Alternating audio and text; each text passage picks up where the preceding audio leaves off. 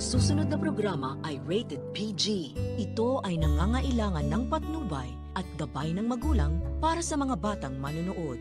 Ang aking tanda sana sa lahat ng hiling sa hirap at masasaya ay Nang makita ni Lynette ang holdupper na may kausap sa telepono at narinig din na sinabi nito, natatapusin na daw ang trabaho nila agad dito kila Lynette upang makaalis na sila, ay labis siyang nag-alala para sa kaligtasan ng anak ni Carlos. Pagkat matatandaan na nang subukan nga silang itakas nito, ay nahuli sila ng mga holdupper at pinagbubugbog si Harry na humantong pa sa pagkawala nito ng malay, kaya't hinila lang ang katawan nitong binatilyo upang mailigpit. Tinanong niya nga ang mga holdupper kung ano na daw ang nangyari at nasaan na si Harry, pero hindi naman sumasagot ang mga kumag. Nuluyan na nga kaya nila ang kaawa-awang anak ni Carlos. Sa kabilang banda, itong si Giselle ay halos gumuho na ang mundo nang makita niya ang papa niyang si Lolo Pepe na hindi na makagulapay at duguan dahil sa pambubugbog nila Balahadja. At kahit pa man best actress itong sina Moira at Zoe na pa concern effect na nangyayari sa matanda, ay hindi pa rin naniwala si Giselle sa kanila.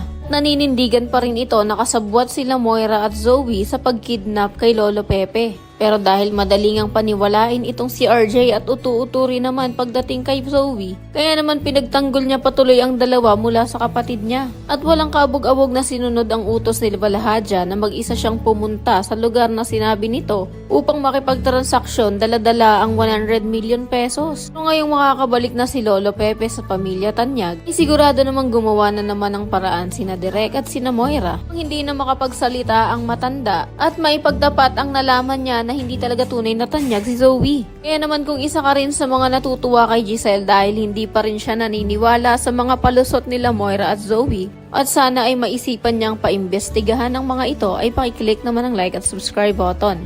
Maaari ka ring mag-iwan ng komento sa ibaba para sa iyong mga saloobin at suwestyon.